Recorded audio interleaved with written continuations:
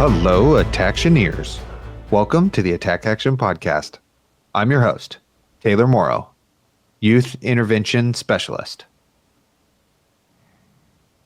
And I'm your host, Blake Meyer, 36, in my silver age. And I'm Zane Johnson, silver medalist. Whoa, 2 silvers. What's funny is that I don't know if anybody edits out that pause where everybody like forgets the format of how we do the intro every single time, and it takes like a long time for somebody to go, oh, Taylor's done talking, I'll talk. But it gets me every time. And every Taylor, time I start the intro, Zane, you start smiling a little bit, and it makes me smile. Wow. Taylor, you famously said to us on the podcast that you like to have a pause. No, I said no pause. I said, let's freaking blast it. Rapid fire. Yeah. That's not what the record says, but Blake, you agree with Zane? Every time. Zane and Blake are big agreeers. That's kind of how the whole podcast balances itself. Yeah, that's the premise here. My God, I need Colin back. God damn it. You're outnumbered. I'm outnumbered. 2 guys with full beards and only one of me with a top beard. That's what's wrong on this podcast right now, is there's not a clean ratio of top beards to bottom beards. Dude, how many brown hair people can we get on screen? It is interesting going to Colin and being like, damn, your hair is black. We went to his house in Long Beach. It was nice seeing him and his dog and his family. And it was a time of board game, time of brunch. And we went to a place where they said, happy birthday, dear Libra. But I don't know. Did they take one of my mimosas off the bill or not? I don't know. I asked for the receipt and they never sent it. Shout out to, what was that place called? Blackbird. Blackbird Diner Restaurant Brunch Spot. They also asked Blake if he wanted another mimosa and not me. So, and I complimented her on her freaking cool ass ghost earrings too. So let the record show all of these things. First time the whole crew had been together since the podcast started in person. That's correct. It was a great time. It was, I don't know how to, it was like euphoric even. It was just crazy. We were all there. And I think I like took a moment and like looked around the table and was like smiling and like, guys, this is so cool, isn't it? You know, just really living in the moment. Everybody signed the hunter's clave we got from our spoiler video. That was pretty special. So now that that's done, we're going to get another one. They were just waiting for us all to do that. And now that we've done it, the next set, we'll get one. Surely. Right. I don't know. Yeah. We're still 60 subscribers from 1,000 on YouTube, which brings me to my next point. Go to your parents' computer right now and click subscribe on their YouTube too. Yes, totally. I don't give a shit if you never are gonna interact on YouTube. We literally just want the numbers here. Okay. Or maybe if you've been one of our friends for 4 years, but you have never mentioned you have a younger brother, go to your younger brother's YouTube and click subscribe to Attack Action Podcast. Get your whole family in there. Okay, get your whole family in there. Second thing I want to say is it was Blake's birthday this weekend and Haunting Dad's birthday this weekend. Sadly, we did not get to celebrate it with Haunting Dad, but we did get to celebrate it with Haunting Blake, and that was super fun. And one of the people I met was Enrique, and Enrique saw me with his bright little eyes, and he went, "Oh my God, it's Taylor!" And I went, "I don't know this guy. Maybe I do. I don't know." And we hugged, and then he tried to razz me about how our podcast should come out every single week. And then I gave him it's like 2 hours long every episode.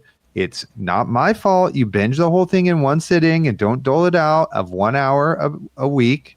Get your 4 hours in a month, which then equals $4 of the Patreon money that you would be subscribing. So Enrique said he would subscribe to the Patreon because I kind of shamed him into it, but he deserved it. So anyway, welcome Enrique to our Discord. We're happy to have you. And that's the next thing I want to talk about with everybody is I was in LA, and there's easily more listeners we have in LA than we do in Eureka, California, where I live. And in LA, freaking coffee is $5. Period. It's just $5. It doesn't matter. You can get drip coffee. It's $5. Okay. And if you are going to a restaurant once a week, you're spending your Patreon money for our podcast, which you listen to and brings value to your life on that coffee. Now, you should be making your coffee at home. Zane roasts his own beans. He's got his Ferrari espresso maker that he dismantles every Sunday. Zane roasts his own beans is my favorite. Like, I do. If you weren't talking about coffee, it's like he's making fun. Hey, beans, you guys suck. Zane's out here doing it right, okay? He's saving up his Patreon coffee money so he could be on the podcast. Y'all need to not go out one day a week for coffee so you can have that in your budget, okay? So if for some reason you're like, I haven't been doing this. Why haven't I been doing this? This brings so much value to my life every month, all of these episodes. I should help support them. Please do. Okay? Also, I guess that's it. Enrique's here now. Everything's better. I freaking love Enrique. Has he shown up then? He bought stuff? No, he's supposed to once this episode comes out. Okay. So this is kind of a situation here. All right. Zane, did you get to meet this young man? I don't believe so. Okay. He asked me point blank. He was like, "So what are Patrick and Levi like?" And you said, "How much time do you got?" I said, "You got to come north, dude. You got to come meet him." So, anyway, there we go. So you're gonna have a hype house at your house. Hype house at my house. With Arlo? With Arlo, yeah. Yep. I'm dog sitting. New dog alert.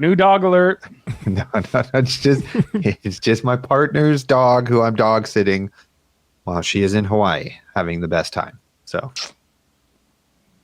how come our podcast doesn't send people to Hawaii? Well, we need more people on the Patreon. And if we're going anywhere, we're going to Brazil. There's a huge contingency of Brazilian fans we have in that country. Oh, pretend I did not yawn during that. I was very excited about that. I'm just very tired from driving around LA trying to get food. What'd you get? California chicken kitchen? Cali chicken kitchen? Do you have that in San Diego? Not that I know of. So freaking good. I like pasta salad for some reason. That's something I didn't have a bunch growing up, but now it's like you got some noodles, you got some chicken, you got some, I guess that's mayonnaise probably, and you're just like, sheesh. Blake, have you ever had potato salad? I made sure the place I went to for my birthday had some rip-roaring and ready to go for everybody. That's right. Did you like it? Yes. Yeah, it was good. It was excellent, yeah. I would say second best potato salad in my life. Really? But first best non-homemade potato salad. That was number one. Okay. Yeah. I like that. Yeah. We went to the Wiener Schnitzel beer garden. It's not Wiener Schnitzel. It's called Kies beer garden. And I think people liked it. It was pretty good. There was a lot of space for everybody. I had a beer of boot or a boot of beer. Still drunk from his birthday. Yeah, it was a lot Oh my God. It was so fun. Blake had a whole hat that was a frothing mug of ale.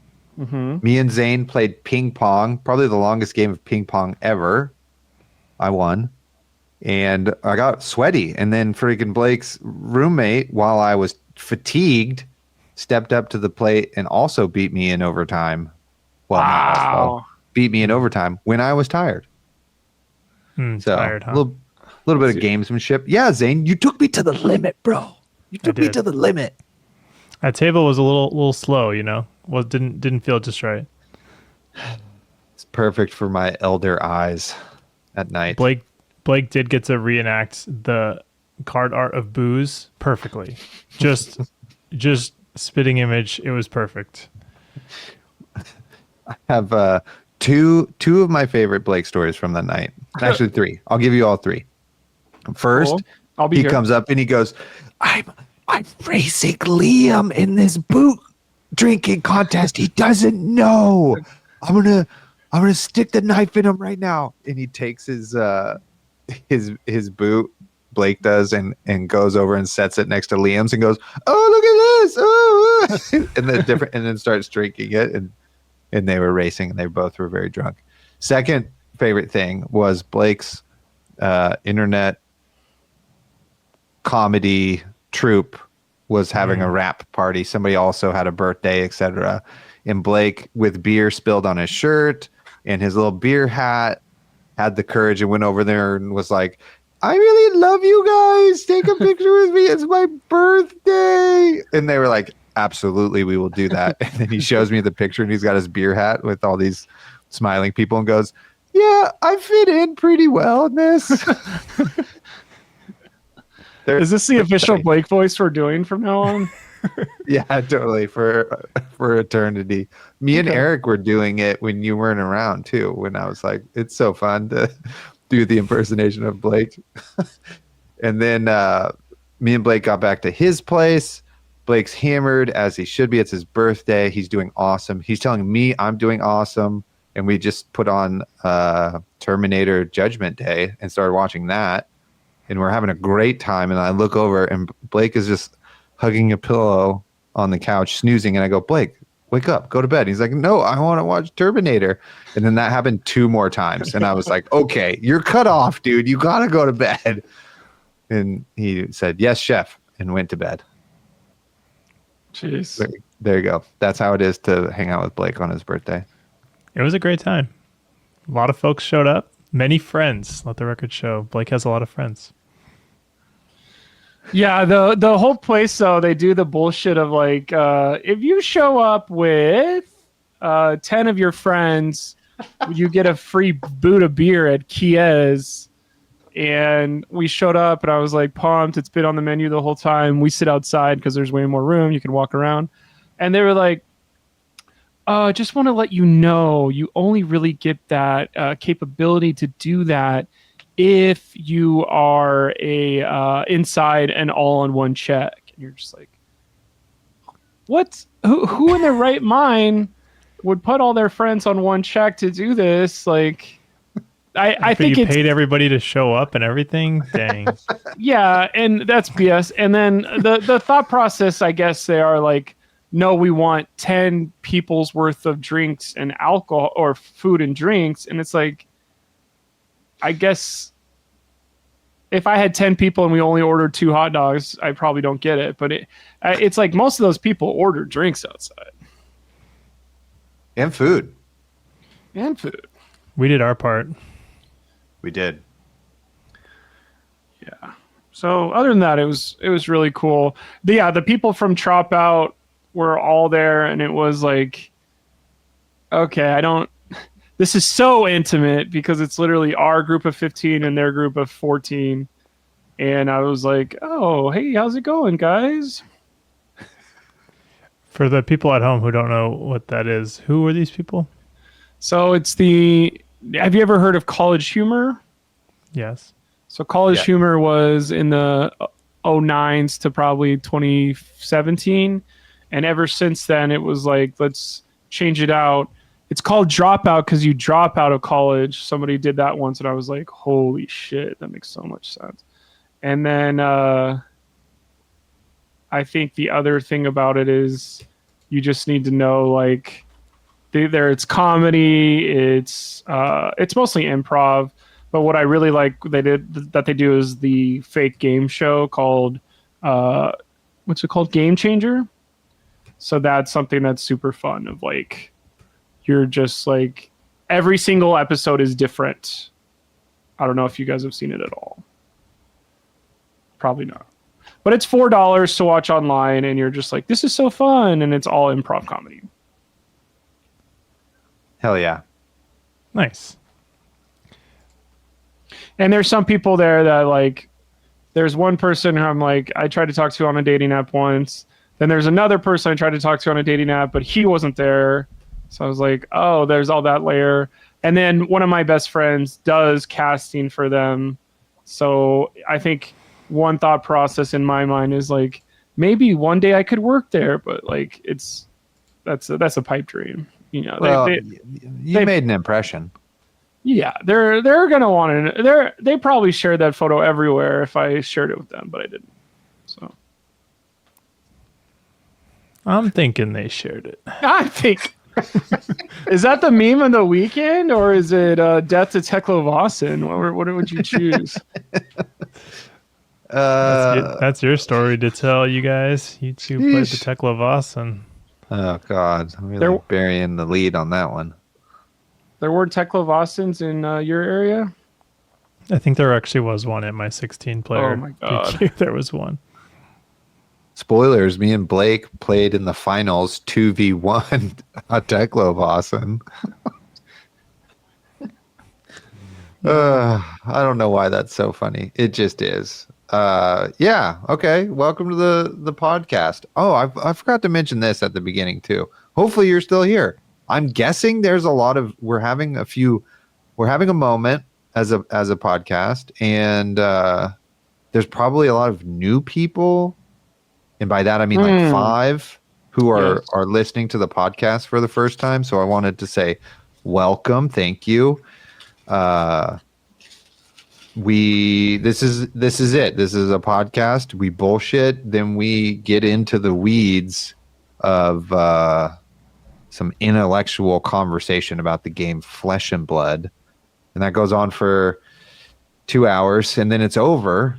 And by the end of maybe, I'm gonna give it 3 episodes, you're gonna feel like we're all best friends. You know what I mean? So thank you for being here. Appreciate it. And hold on to your beer stein hats, because we got to talk about PQs and Silver Age, and maybe some other highlights from the Calling Honigman that we went to as well. So where do we want to start? PQs? You want to start with PQs? Yes. Yeah. Just a quick PQ wrap up kind of thing. Quick PQ wrap up. Zane, you tell us how you made it all the way to the finals and you opened a tasty gold foil. Okay. Well, spoilers. Yeah, so SoCal is a crowded place, but somehow no PQs ended up in San Diego. One of them ended up in very, very north San Diego, Escondido. And so that store is great, but they don't like big events. They cap everything at 16, so they can run multiple games every day, which is cool for them. Very good for me, who got to do a small PQ, but it is frustrating that that's our only PQ. Nonetheless, we have 16 players. I'm playing Verdance. Half the room is on mech. I'm like, oh, that's not good. That's basically the last thing I want to see as Verdance. But we claw our way into top 8 with a sterling 2-2 record, which is funny. And then first round of top 8, I play against a Kano, which that matchup used to be very, very cursed because you just can't get earth cards in your graveyard. But Light Up the Leaves is a beautiful addition. One, for its arcane prevention, but also just for getting earth cards in the graveyard and kind of doing both at the same time. And so I was able to get earth cards in grave very fast by discarding 2 Light Up the Leaves in like the first couple turns. And so I was able to send 2 Tillings, chip him a little bit, and then Arsenal Pulsing Aether, And then he goes for his combo turn. He double wildfires. I say, sure thing. And he goes to kill me. And before it resolves, I Striders my Pulsing Aether and say, call an ambulance, but not for me. So then we made it to the semifinals. Was he pissed? Was he freaking pissed? No, I think he was kind of like, nice, that was cool. Tight. Yeah, it's What probably was the it, first time I've sent like- Pulsing Aether for like 20 something. Yeah, that's what I was gonna ask. Was it like 35 or 25? No, because it doesn't scale. It's not blazing, right? So it doesn't scale that much with wildfire. But he was at like 12, and it was for like 19 or something. Welcome back, Taylor. Almost. Just, What the hell? I don't know what's going on here. Semifinals. Hey, give me a minute to put Vaseline everywhere in my room real quick. For those at home, my camera all of a sudden just pretended now it's a 4 megapixel camera on a flip phone that we're. It's like a doing this lo-fi, music thumbnail. This is a little blurry. Welcome to Virgin Mobile. All right, I'm back. Okay. Okay, so we made the semis. We got our overcrowded. We're feeling good. Have to play Dash.io, which is someone I'd lost to in Swiss. And I was like, great. I guess I'm going home quick because this game will be fast. It was not fast. He played 71 cards and tanked every turn. And I don't know how I fatigued him, but I fatigued him, which is not the plan. I just couldn't cast. I drew 2 Fellings in one hand, had to block with one of them because of Boom Grenade, and then got the second one pulse waved or harpooned, whatever, pulse wave harpooned. And then I was like, okay. And then the next 10 hands didn't have Felling, and I was like, okay, I guess I'm just blocking. So I Got a fatigued good him. graveyard though. Graveyard full of earth.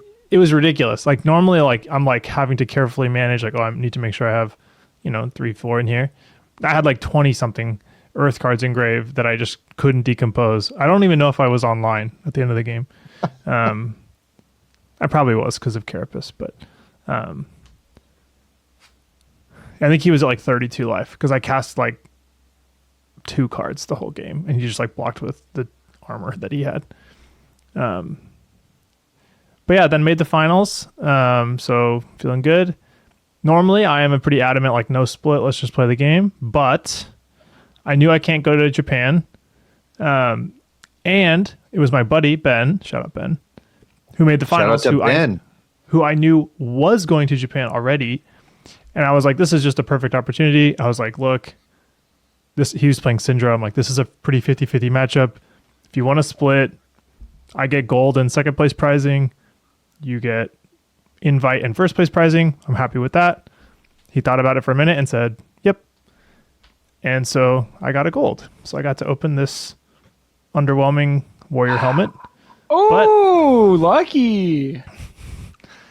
So I now have 3 helmets that I cannot play. Yet. I have this one, I have Bone Vizier, and I have Plume of Evergrowth, Nice. which they all look cool, I guess.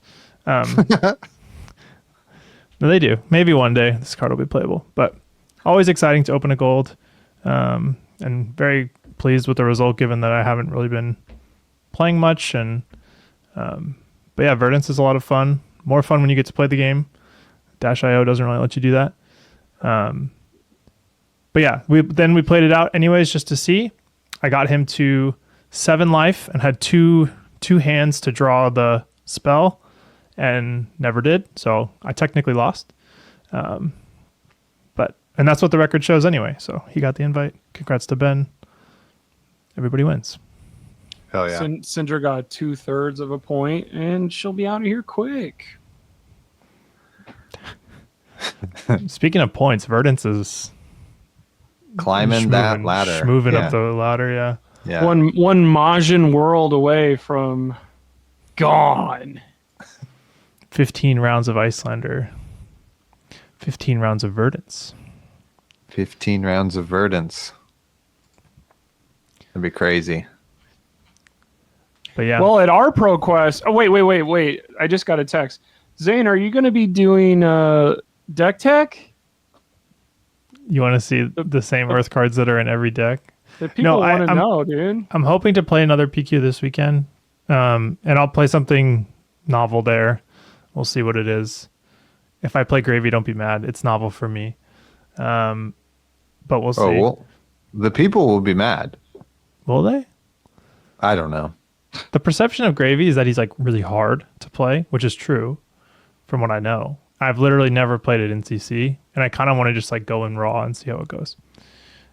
Hell yeah. Well, get ready to pitch your whole hand multiple times and be at 9 resources, and then go, oh, I don't know what to do. I do. That sounds good. That's pretty great. Our PQ was me and Blake played at the same one, and a lot of homies there, which was great. And I got to hang out with basically none of them except for in the games in which I played them. It was the weirdest PQ ever. I felt like I was at a 6-round armory, actually, or I played 2 armories back to back.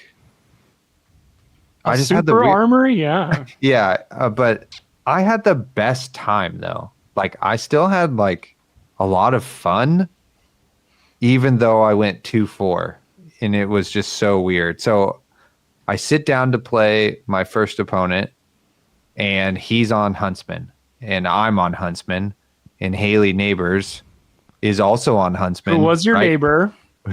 Was my neighbor right next to us, and we were like, well, this is crazy. And she played Florian, and I was like, RIP to your run.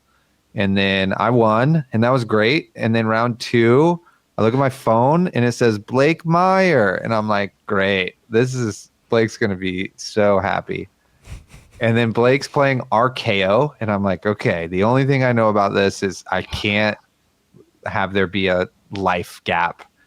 And my first HOH goes off, and I look through his deck, and I'm like, oh, there's like 20 block 4s in here. Okay, so we're just gonna do that now. Hopefully we don't go to time. And then Blake got the assassin special, and I both killed him, and he had no cards left in deck. So whoa, you just sped through the last 57 minutes of that. Because it was like play card, block card, play cards, block cards. Just Taylor only had 2 cards left in deck. That's not true at all. He hit some of my best cards on That's not true at all. Every HOH, you're like, whew, thank God it wasn't this. Whew, you hit my overcrowded. You hit my overcrowded. That's the one that mattered. Okay. We literally talked about how we were going to say this on the podcast. It's gone off the rails. Did we? Completely. I'm just going through it here. Round 3. I sit down and play Haley Neighbors on Huntsman. So I've now on my 3rd round, I've played 2 Huntsman mirrors and an RKO. And Haley Neighbors on her first HOH looks at the card, looks me dead in the eyes, and I could tell by her face this was not going to be good. And she calls Codex of Frailty, and I went, "Oh fuck!" And then I don't know, 100 turns later, I got 2 of her codexes with one of my HOHs, and anyway, she beat me, and she's very excited, as she should be. And then round 4, I had to play a Gravy, which freaking sucked, and I punted that game. So now I'm just really in the spin cycle, but I play freaking our boy Jake, Haley's fiance, and I'm like, oh, okay, this will be fun. And then he beats me also, but it was super close, super close game. And I go, oh, fuck, I'm going to play something super weird now that I've lost 3 games in a row. And lo and behold, I sit down and play a Tech Levasan who was tilted off of the face of the earth because he just got done playing Blake the round before, and they drew. And I was like, okay, great. And then that guy also beat me, which was cursed, and you run Fiddler's Green and a bunch of other stuff that gains life and remembrance and blah, blah, blah. And then when you banish their arms, legs, or head, they just play them. So it was close, though. He only had 11 life at the end of the game. I almost killed him. But I couldn't get singularity out of that freaking deck or enough of his tanks or whatever. So anyway, just weirdest PQ of my life. And then all of those games went to like 50 minutes. So there was like, and freaking Evan, if you listen to the podcast, give a man 2 minutes before you pair the next round. Jesus Christ. So I had to hold my pee for 3 hours straight, 3 rounds in a row. And I didn't get a visit with anybody, because I'm just playing back-to-back rounds. But thankfully I played 3 friends, so it felt like a social time. But I wanted to like talk with Garrett or who's the other guy we met? Paul. Is that his name? Who's the long hair guy on Marlin? Super chill dude. Didn't even get to talk to Chris Stidger. Yeah, didn't even get a flirt with Chris. Didn't even get to have a long enough conversation with Tyler Horsepool for him to not remember my name for the fifth time, even though we interviewed him on the podcast 100 episodes ago. What the hell? How does he not remember that? You guys that? Almost share a name. Yeah, he has the worst version. Hey, whoa. Me and you share a name, Zane. It's true. Yeah. Zane yesterday and Taylor Morrow. Jesus Christ. Blake, how was your PQ? Did you do better than 2 and 4? Oh my God. How did you guess? Of course I did better than 2 and 4. I went 2, 3, and 1. No. Okay. So the only 2 people that I was like, oh God, I guess there's 2 people I was like, I haven't played this deck into that deck list at all. And that was Prism. And I have 0 poppers as RKO because of the deck I'm playing. And then Fang. And I was like, I hate playing against Fang. I haven't beat Fang ever in paper. This deck annoys the hell out of me. How do I get there? And the only 2 people I beat this day was Prism and Fang. And I was like, okay, so if I have no clue what's going on, neither will my opponent. But Fang did have an idea what was going on. Maybe Prism didn't at all. But what was crazy is because I have 21 block 4s in my list, anytime my opponent says, I'll swing a Herald, I go, cool, because I can block the one with Dominate with my equipment and a 4 block. I can block a 3+4, or what is it, a 7-1 with the 3+ a 4. And then it was, oh, I'm going to like buff this one. And you're like, cool, I have a D-React in my arsenal as well. And my was like, what the fuck is going on? And I was like, welcome to the freaking show, because it's round 1. And she was thinking hard.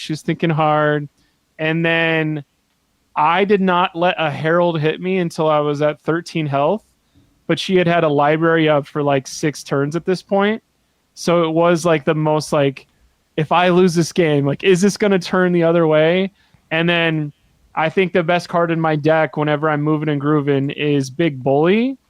And Big Bully was not around for most of the day because everyone is like, I'm running Sigils. I'm running Flick Knife. Like, you'll never be higher health than me. And you're just like, oh, cool. This turns off my deck completely. Like, when does Syndra go? Do we have a time where she'll be out of here? But other than that, I had a wonderful time. It did suck. I beat someone in round 1. I was like, okay, I just need to get... that's an important thing for me is to... Obviously, anybody, when they get their first 2 round wins, you have a better tournament, but it is the difference between like me hating my life and being like, oh, I like Fab. So to see Taylor Morrow in round 2, it was like, this is a person who slept in my house last night. Why is he on my gym? Last time we were in a ProQuest together, it was round 1. Why does Jim do this? Because there were more people at our Odyssey ProQuest than there were at the Battle Hard in Houston. So there is a way to dodge someone of 20 people, round 1. There's 19 other people I could get besides myself. Why am I getting the 1 out of 19 that is Taylor Morrow? Like, that was extremely frustrating. I play my heart out. Taylor does his scam you out of 9 of your cards, and you're like, oh, I guess I'm running 60 instead of 69, and it's a disaster. Look, Blake, I want the record to know here that I did not believe I was going to win that game until like maybe the last 10 minutes of that game. Okay? It's in your head. I'm in your head. I don't know. I think that what sucked is whenever he codexed and I didn't have the card that every assassin's been hating on of like it would be a lot cooler to block that with one card than not be able to block it, take damage and lose the top card and lose my arsenal and go, well, that sucks.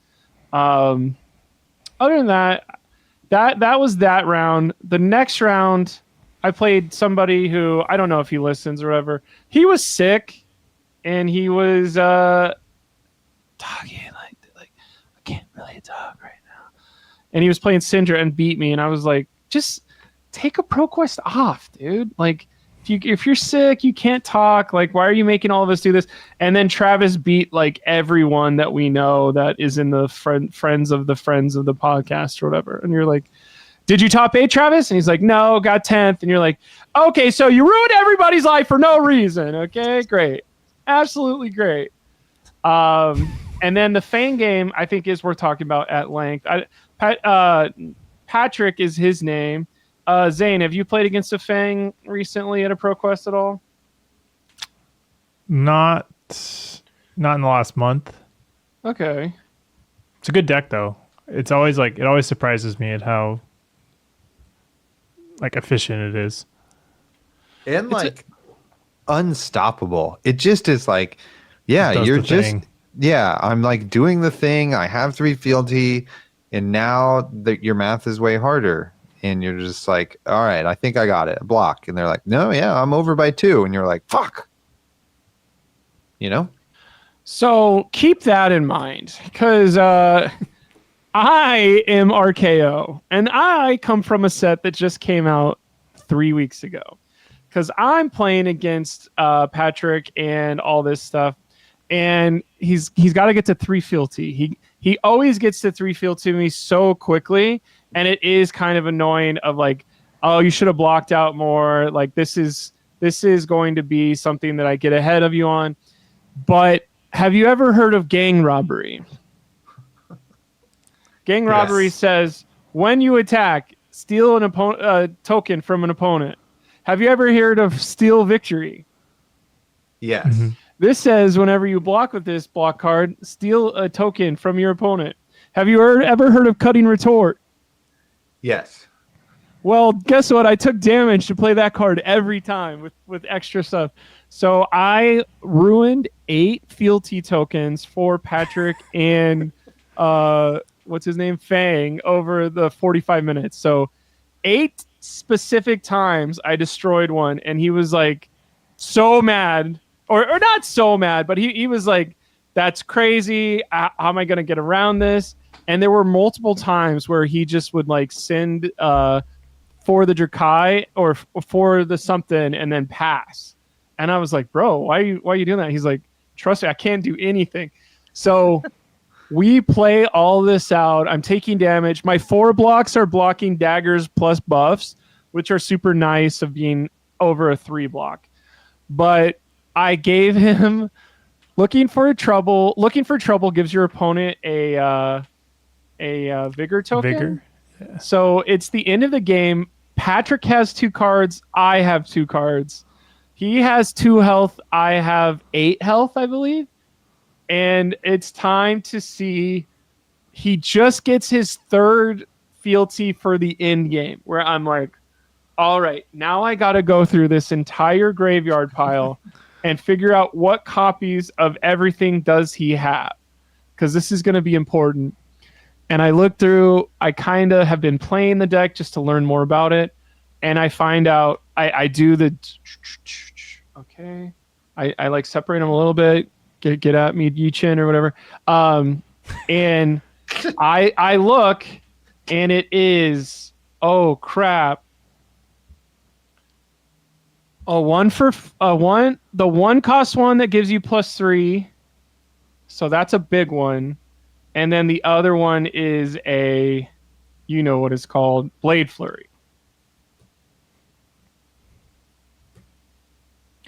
No blocks.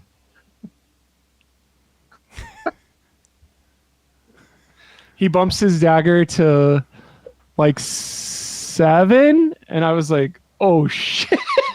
Oh shit. But it's the exact 2 cards I thought it was. And then I was like, okay, I'll have enough to do this and swing. And then he swings the other dagger for 3. And I was like, oh shit. In all of my math, I forgot that there would be a follow-up. But it's a 3 damage dagger. I have 4 damage dagger. I have a 4 block. So it's like, I go to 1, kill him with my last card. He has no cards left. And it was like, this is amazing. I'm the greatest. I'm 2-2, but it feels like it's 2 million to 2. But it wasn't. And it was. So then after that game lasts forever because it's every single card in our deck. There's somebody, I may say this out loud. Let's just say it out loud. There's somebody that has beaten me at ProQuest a lot, and his name is James Potter. And it goes, oh, your next opponent is James Potter.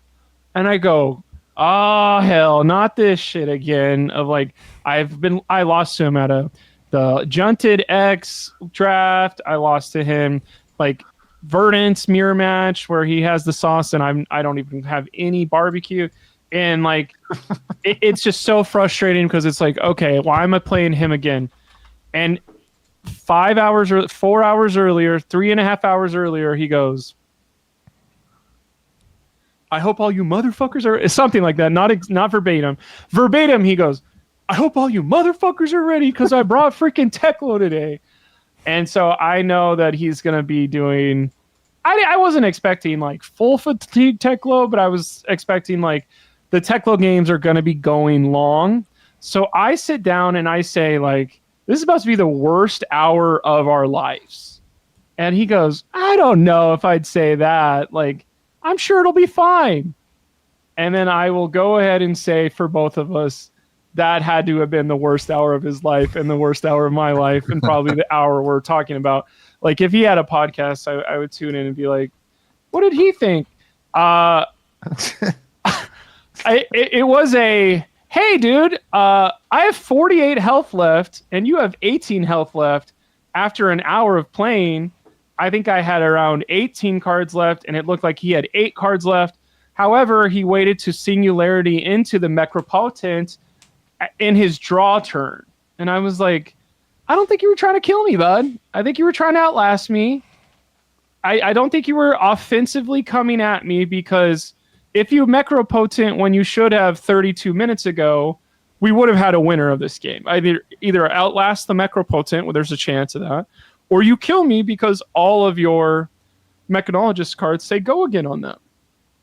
And so the quickest way I could say this is it truly felt like he was building his deck to be as oppressive as possible with the Remembrance, Fiddler's Greens, Oasis Respites, every single block thing possible to Cognition Nodes is the other one that's super important. Of any time I hit you and do this, you are going to take damage.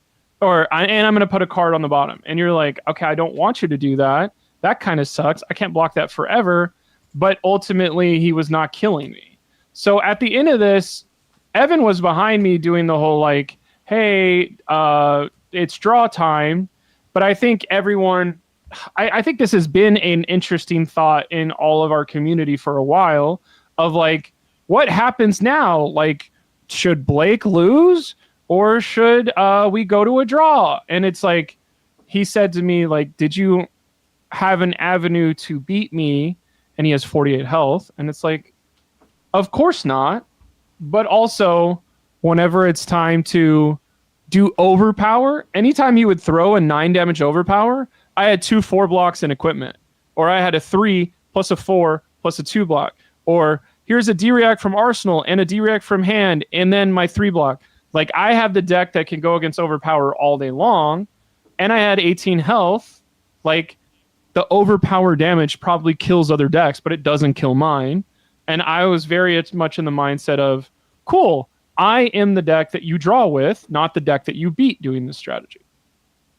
And I don't know how popular that is or whatever, but also Fiddler's Green and like, I don't think there's really much to say about I'm going to gain 9 health twice to go to 58 and then basically rely on my opponent's goodwill to give me the win. That I don't really like at all. Of like, anybody can just play every single life game thing, and then he's getting to block with his equipment, and then it gets banished, and then he puts it on his body, and then he blocks with it again. That's why that strategy is only really good in Teklo. But it was kind of like, damn, like, you were trying to kill me because you made it impossible for me to kill you. If we need to have a winner after an hour where somebody's at 0 health or 0 cards, beatdown is not me at that point. I swung Claw like 28 times. I rolled Scabskin 8 times in that game. Anytime I had 2 attacks, I rolled Scabskin, swung with Claw. He blocks Claw. I go, okay, nothing else. And this is the worst hour of my life, and somebody's looking at me pissed that I didn't give them the win so they could try to do that to somebody else. Would have helped me out. It's in your head. Yeah, how did you get him to 11? Like, why did he not block? Why did he didn't let me take him to 45 and you have him at 11? Like, that's what I don't know if I'm crazy in my head of like, people fuck with me, or it's like I want to, I want to do some damage to somebody. Somebody. I mean, we probably had 20 turns, and I attacked with Graven Call turned on for like almost all of those, and he blocked 0 of them. So that's like 40 health right there of his 50 something, which is crazy. It is really fucking annoying trying to like get ahead of people on whatchamacallit. RKO. Like, yeah, like if you play a sigil in the first 2 turns, you're like, okay, cool, that completely neuters most of what I'm trying to do for hours. You're like, okay, cool.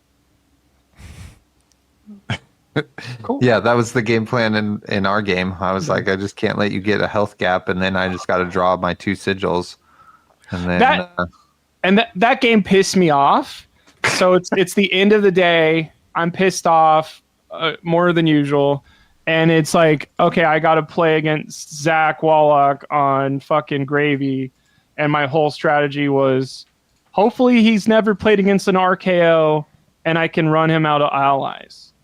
And then he plays it so methodically and perfect. I'm like, I have all but 4 allies are gone and dead, and he beats me by 43 to 0. And you're like, cool. And he's like, oh, I played an RKO last night. I was like,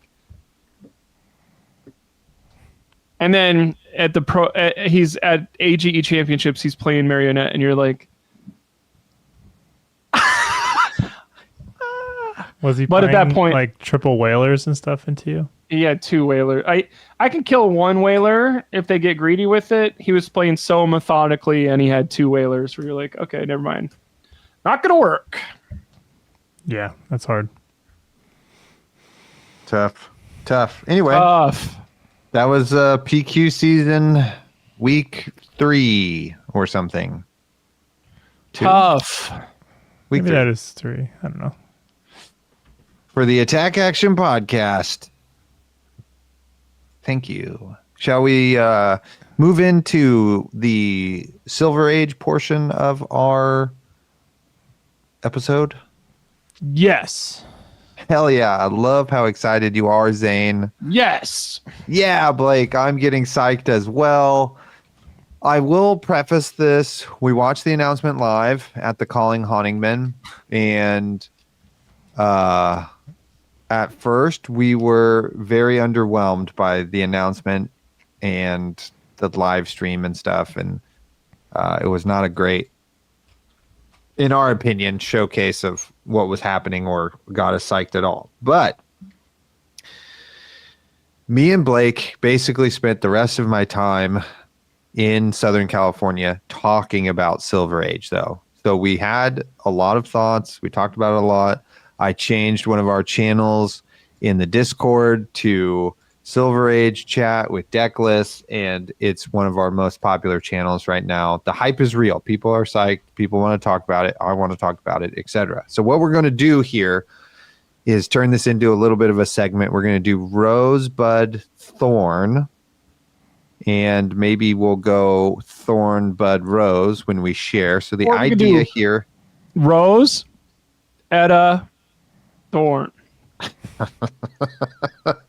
Rosetta Thorn, and what we're going to do is Thorn is something that's not going well or something you take issue with. Etta is going to be something you're looking forward to. That's going to be cool. And then Rose is something that's going like really well that you're freaking pumped about. Okay. And we'll go around the table here. We're going to start with Zane. We'll move to me and we'll end with Blake. Zane, we'll start with Thorn so that then at the end we can start with Rose and feel uplifted. Okay? Sound good? Everybody understand the format for Rosetta Thorn? Yes. Yes. Yes, chef. Yes, Chef. Also, great job getting a good name for this, Blake. Great job. Thank you. Okay. Zane, what's your Thorn? My Thorn is that the decks come out in February, and that's frustrating. Whoa, I did not know that. That's Yeah. crazy. You didn't know the February? release date, or No. Yeah, Whoa. that's kind of wild. I like that they're letting it be a preview, and it sounds like what's happening is at some point, maybe when these decks come out, the hero pool will get restricted. Maybe we'll know more at Worlds in the next couple weeks. But for now, it's like, play whatever you want. These decks are coming in 4 months, and then what you're playing may not be legal, or maybe it is. So it does feel very like we're in limbo, but still a fun limbo. That's my Thorn for now, is just February is a long time from now for the decks to come out. Yeah. Okay. Good Thorn. I agree. Blake, do you have anything to kind of sprinkle on top there with that Thorn? Short discourse. I do have something to say about all this. But we'll wait for your Rosetta Thorn part. Oh, we're doing the negative thing, right? So Well, I just wanted you to respond to what Zane said. Oh, yeah. No, that Yeah, makes sense that, they're not going to come out immediately. This has been on the horizon. I think if it was sooner, I don't know why we did Project Blue first. I don't know why it could have been Silver Age the whole time, but what do I know? My Thorn is that we have had this this huge lead up to what's going on in the announcement, quote, new age of Flesh and Blood, etc. And this kind of does dovetail off of what you had to say, Zane, is that we get this announcement, we get the ban list, February is updated, Talashar's updated, etc. And we just have no outlet to then go play it. You know what I mean? It's at a really weird time with no events that are following it up. We just had skirmishes, and that would have, I don't know why it didn't happen then. It's just I guess we can all play it at our armory or at the kitchen table, but I would have loved for this to been announced and then be and then we're including it in skirmish season 16 that's coming up in 2 weeks, and nobody, I hopefully, somebody would have complained about it anyway and been that's not enough time to figure it out, and it just was whatever, but that's what I wish, is that then there was it was already, then it was added. We know when it was being added into the OP system. So there you go. That's my Thorn. My Thorn, I that's a good one of thinking of what is this stuff. My Thorn is Blitz. I won some stuff in Blitz. Is that not going to matter anymore? Of oh, you get to play some of these heroes you've never played before, or like, oh, you're coming late. Try Dromai in the worst version of her, because you're not going to play any of those crazy dragons, but you're going to play her rare dragons. And like, you've never played Dromai, but you kind of are playing Dromai right now. Like, is that exciting? And you're like, not really. Like, why are we doing this? And I think that's something where you're just like, I got some points already on Icelander and Rhinar. Am I just going to play those decks again? And I think I have a very narrow thought of Silver Age, because in my mind, I'm excited to play my Majestics in my deck. Those are some of the most powerful cards. Imagine playing Assassin for the last 3 years without Codex. Imagine playing Blood Rush never in 5 years. It's like, damn, these decks are way worse without those. But I can't fathom that my opponent's decks will also not have their power cards. So I think, more focused on playing Brute without Blood Rush. Seems like it is going to be less fun, or like I'm going to have to rely on some strategies that have never been good, but it is kind of like, oh, that's the point, is you play different strategies or whatever. So I'm a little more skeptical than the average player, I think, but it's mostly because my whole thing is LSS, we love CC. Quit trying to get us to play something different. Let us be excited about CC, and like, well, we're trying to do Blitz, we're trying to do Ultimate Pit Fighter, oh, we're trying to do Living Legend is super important. And it's like, the tweet I put out of, wow, this message could not be any clearer. There's only 32 people at a Battle Harden.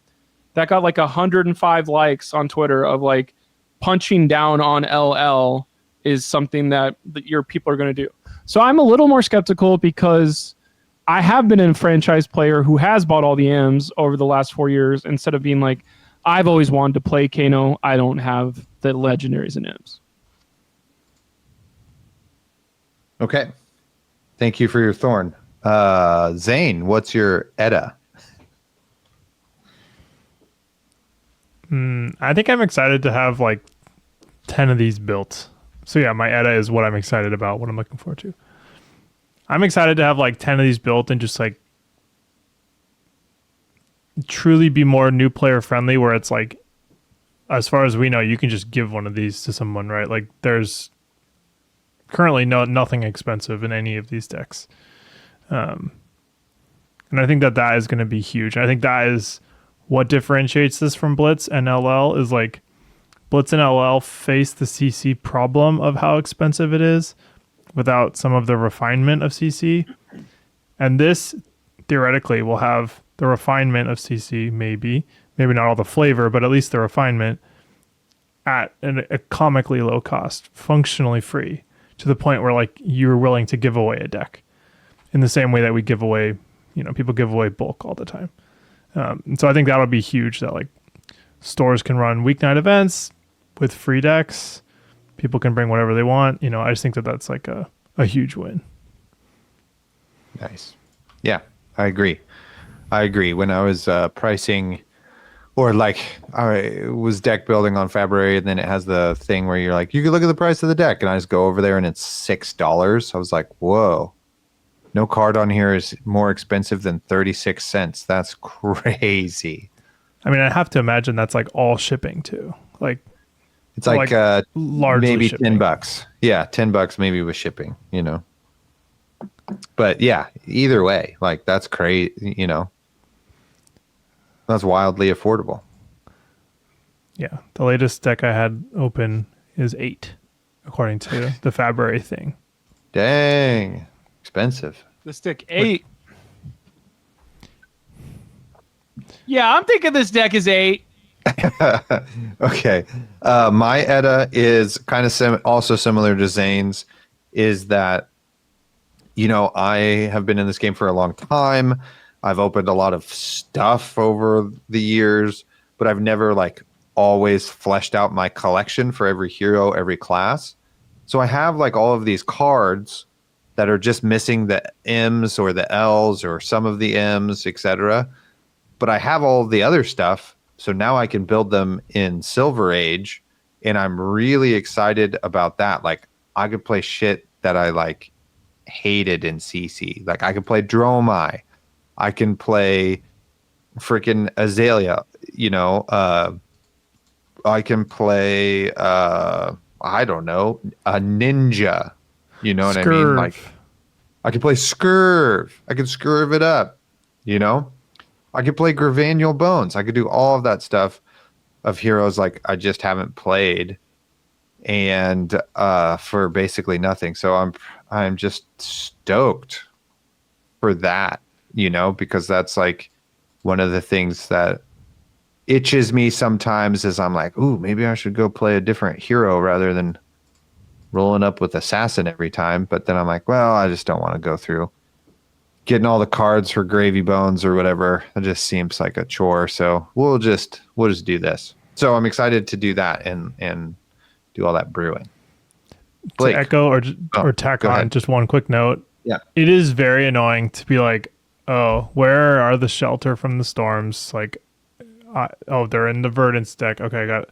And then like if you want to switch decks, it's like a minimum of a 15 to 20 minute exercise of like, what deck has the CNCs in it? Yeah. Like, and so this avoiding that entirely by just everything being class cards and cheap is great. Yes. Yes. Very much. Blake, what's your ETA? I do think what I'm looking forward to is maybe some newer players at an game store that go, oh, hey, I've heard about Flesh and Blood. I don't think I've ever been comfortable showing them the Blitz decks that have been around. I have never paid attention to that product except for once or twice. Everything I've heard about that product has not been very positive. It doesn't feel like those decks were built to compete. Maybe they were built to show the game. I don't think I would have been comfortable telling people, if you're a brand new player, get the Dorinthia versus Rhinar box and play that and see if you like those heroes. If you're a new player, get round the table. I don't think I was very comfortable telling people to do that either.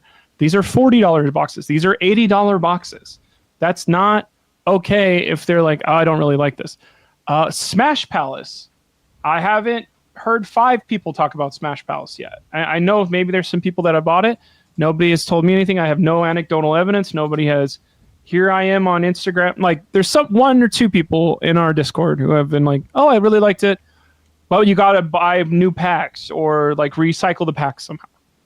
So now I can tell brand new players who don't know anything about Flesh and Blood, here's your character select screen. There's going to be 5 of them this month and 5 of them next month.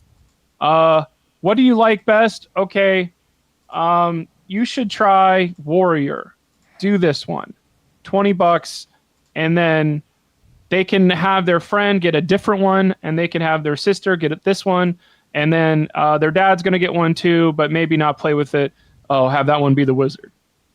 And like, I think that is going to be the most successful brand new thing for somebody of y'all play against each other.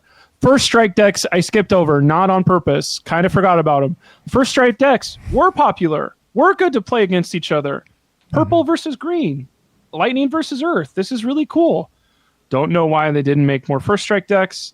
Maybe this is why they didn't make more first strike decks. But you're a brand new player at Odyssey Games, and you go, oh, what do you like? I go, I like Flesh and Blood. Oh, should I play it? That's where the conversation kind of ended. I'm like, unless you're an enfranchised TCG player, I don't think I would have Flesh and Blood be your first game ever. But now I could probably say, here's a $20 box of white cards right here. You can play this upstairs with some people. Just ask them if they have a Silver Age deck. And I truly do think most communities will, oh, in this other pocket of my backpack is my Silver Age decks. Are you playing one with Arcane? Okay, and you're not. I'll play this one. Nice. So what were you looking forward to in summary? That you can now have a better entry point to help new players out when they show up at Odyssey? I won't be lying to someone when they say, is this a good product to get started on the game? Yeah. That's great. Those are good. That's a good point. Yeah, that's fair. Yeah. Because 3 years ago, I would not lie, but I would be like, let's do this. Within the last year, I've been like, no. Unfortunately, it's pretty hard to get into. Fair enough. It's good. Zane, what's your rose? I think the product. I think the $20 decks that I complained about just 20 minutes ago about when they come out. I think part of the frustration of when they come out is I think that that's like a perfect product. Like I think including a booster pack in there, I think the $20 price point is totally reasonable. I don't have any issue with that. Especially because it's 60 cards is what it says, right? It's like it's like a sideboard. There's they're swearing it's competitive. I imagine that's mostly true. And it comes with a pack, those are like $5. And that's like a fun, maybe someone could quibble if that should be included or not, but they chose it. And I think it's a fun idea. You get a little exposure to all sides of the game. So I think that the product is perfect. I just want them to be here sooner than they are. Fair. I agree. I think when the announcement happened, I was assuming they were like the Blitz decks, and I was like, dang, double the price. And it's more cards, you get a pack, and then I cooled off on that, when I was like, oh, there's 60 cards, I guess, is kind of, feels better, I just hope the deck box that it's in is big enough to hold your cards in the pack when you sleeve them and can walk away. And it's not a throwaway product. That would be my big push there. My rose is I'm really excited that this is already, in my mind, a better Eternal format than Living Legend. That we have a way better access to all of the heroes, basically. And it doesn't wind up just being like, Runeblades and Starvo at the top here. You know what I mean? Yeah. I'm not really sure what's at the top. I would guess that it's all going to be pretty close. There, I think even with the ban list, it feels like there's plenty of wiggle room to change to whatever's happening in the meta, so your hero can be more viable, etc. So I just love it that there's so many things to play that just come out already with a curated list, so nothing is like going to hopefully be broken like day one. You know what I mean? So that's just like a better place to play the heroes you haven't gotten to play in a really long time, or I've always wanted to play, which is kind of what my Edda was. But yeah, so it's better than LL already. Blake, what is your rose? I think it's interesting of like, if we look at Commoner, we kind of do have some results on this, but they switched some stuff. And you look at, okay, I'm literally looking November 25th, Battle-Hardened Portland, Icelander, Oldham, Icelander, Chain, and Ira. And you're like, okay, that's kind of what I thought. This is the positive thing, though. So I think what's interesting is you get to play some powerful heroes that you're excited about. Whenever this was explained to me through hours and hours of talking it with Taylor, of the games may be closer than ever. It's hard to blow out your opponent amazingly, because what if you were playing a commoner but your opponent had all of their M's? Well, that sometimes happens if you draw bad. That's kind of what does happen sometimes when you draw bad. Okay, so now games are going to end 2-1 at there's 38 cards in. I played badly at this one thing. Maybe that's some of the Ratatouille flavor of like, that's what we fell in love with in Fab 3.5 years ago, but we don't get that much because we're so practiced and so good and so ready to punish mistakes.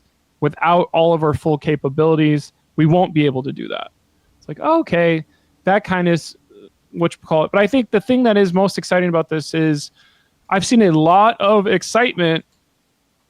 Whether I understand it personally or not, who cares? There's so much excitement of like, people are like, I'm going to build 15 decks. I literally spent 4 hours doing stuff. It's like, I don't understand that energy, but it is cool to see like, maybe this is a whole new wave of players, or that this is the best way. Like, the best way to get people to play the game is for it to be $8, not super fun to play. Like, let's try the barrier inventory is so low, ants can crawl over it, and you're like, oh shit, ants can crawl over anything. So let's get a different thing. You could trip over the barrier inventory. It's so low because you have $20 in your pocket and TCGs. Would you rather open 5 packs and try to play a hero, or now you can spend 5 packs worth of money and have one for sure? Yeah. Great. So that was our Rosebud Thorn. I think everybody, I love what everybody had to say. And I bet people at home can relate. I have some extra bonus questions I just thought of while we were talking about that. So how many heroes are legal for Silver Age? That's a lot. Yeah. Could we get a estimate here? Do you want me to look it up? I do. Yes. Since you offered. Yeah, I'm happy to do it. I was making sure you weren't quizzing us. Oh yeah. This is not a quiz. This is just an idea. Keep talking so it's not dead air, but yeah. Oh, sure. Yeah. We can do that for sure. We can always talk. Blake and me sure do know how to talk. I'll tell you what. I'm going to create new deck, and I'm going to go... I now know the number. Age. Okay, how many is it? Don't know the number. What is the number? You guess. Oh, okay. 22. Damn, it's more than I thought. I'm going to guess 50. Wow. 58. What? 58 legal heroes? No That's fucking right. way. That's crazy. Well, Taylor, it's every hero. It's every young hero ever. I guess, yeah. That's nuts. Barring the legendary ones, I think, is the only caveat. Yeah, like, there's no Enigma New Shiana. Moon. No There's Shiana. like 5 majestic ones too. No Emperor. Yeah. The Yoji. majestic ones are in. Yoji? What? Oh, wait, Yoji no is legal. No Yoji. Okay. Bavalda is legal. Who is majestic? Terra is legal. So is Bravo Showman. What the hell? That's because Valda comes in as a token in Master I guess Pack. so. Yeah. Excuse me. A basic card. Excuse me. Okay. So then this kind of goes out of the window here a little bit, but so they have tuned 10 out of those 50 decks. Okay. 10 out of those 60. Theoretically, yes. Theoretically, that they one of every class besides Necromancer. Necromancer. What do we think of that? Like, so triple question here. Do we think that's enough heroes during their testing for them to like tune and kind of like figure out to make them actually good? And then do we think these precons are actually going to be good?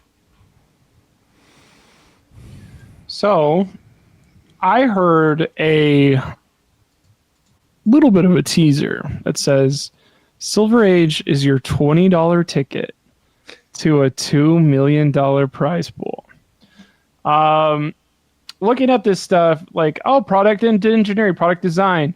It's like these are the people that are in charge of everything. It's not like the B team or the C team or whatever. Not that there would be. I love those guys. It is interesting. Like, we're doing 2 different ones of. We don't know what chapter 1 and chapter 2 is at all, right? Because they come out the same day. They come out the same day. Yeah. They're designed for tournament play straight out of the box. So LSS says a lot of stuff to us. How much of the stuff that LSS says to you do you believe without being skeptical in 2025? I believe 40%. Zane, same question. Yeah, I was gonna say slightly more than half, maybe half. So designed for tournament play, I'm going to just assume this has all been printed and picked already. I'm going to assume they put... there's none of these cards that are more expensive except for like Shred, right? Shred is actually like $4 each or some bullshit. So it is kind of like we're not ruining the market if we put cards in this deck. So why would they not put the best cards in the deck? That kind of makes sense. But also you kind of want people to like come up with their own strategies or whatever. So I'm wondering if they made 10 decks for Dorinthia is one of them. Let's make 10 decks. Okay, this is going to be the Dawn Blade version of this that's about better than 85% of other decks. You probably need to do a 2 or a 4 swap of get rid of 2 of these blues and get rid of 2 of these reds and put different ones in.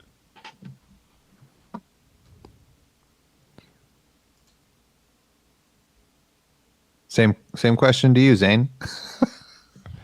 Can you repeat the question? It just is 10 enough? Is 10 enough to develop on, I suppose? It's a reintroduction of the classes in a way, right? Like it is what Blake said, it's one of each class minus Necromancer. Except for Necromancer. Pirate, I guess technically.